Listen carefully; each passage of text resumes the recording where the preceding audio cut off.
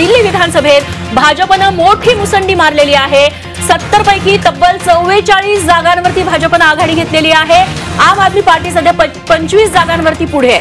काँग्रेस मात्र एका जागेवरतीच अडकून पडल्याचं चित्र बघायला मिळतंय।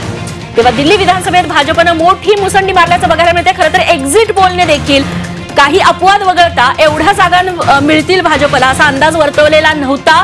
त्यामुळे भाजपची ही ऐतिहासिक कामगिरी म्हणायची का दिल्ली विधानसभेतली, हे चित्र देखील पुढच्या तासाभरात स्पष्ट होईल। मात्र 44 आकडा 44-45 जागी भाजप आघाडीवरती असणं हे भाजपसाठी चांगले संकेत आहे आणि त्याच्यामुळेच आता दिल्ली भाजपच्या विविध कार्यालयांमध्ये हालचाली वाढलेल्या बघायला मिळतात। थेट जाऊयात दिल्लीला।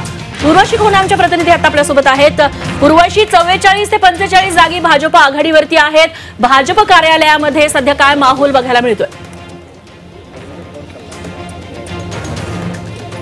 27 वर्षाचा वनवास संपणार का ह्याचा प्रश्न, ह्याचा उत्तर त्याच्या निकाल कमल आता दिल्लीत फुलणार असंही समजून येत आहे, त्याचं चिन्ह दिसतंय। मात्र सध्या मी दिल्ली बीजेपी ऑफिसमध्ये आहे, जिथे आपण वेगवेगळ्या कटआउट्स बघतायत। मग ते पंतप्रधान नरेंद्र मोदी म्हणा किंवा अमित शहा म्हणा किंवा वीरेंद्र सचदेवा आणि JP नड्डा यांचे कटआउट्स दिसले आहेत।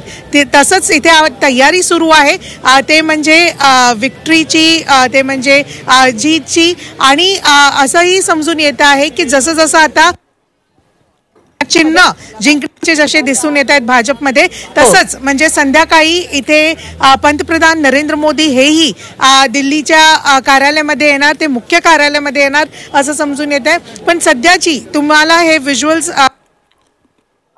मोठ्या प्रमाणाने सगळे जे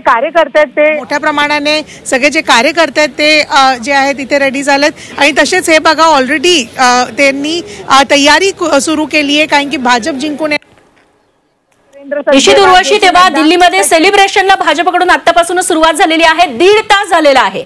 प्रेक्षकांसाठी महत्त्वाची बातमी, 1.5 तास झालेला आहे आणि सगळे जे कल हाती आलेले आहेत 70 जागांचे, तिथे दिल्ली विधानसभेत भाजप मोठी मुसंडी मारताना बघायला मिळते। तब्बल 44 जागांवरती भाजप आघाडीवरती आहे, तर 25 जागांवरती आम आदमी पार्टी आघाडीवरती असल्याचं चित्र बघायला मिळते। 2013 मध्ये देखील भाजप 31 जागा जिंकलेलं होतं। बहुमतापासून ते अवघ्या 5 जागा दूर होतं। मात्र तिथं आम आदमी पार्टीला काँग्रेसची साथ मिळाल्यामुळे आम आदमी पार्टीची सत्ता आली आणि ती सत्ता पुढची 12-13 वर्ष आपनं कायम ठेवली।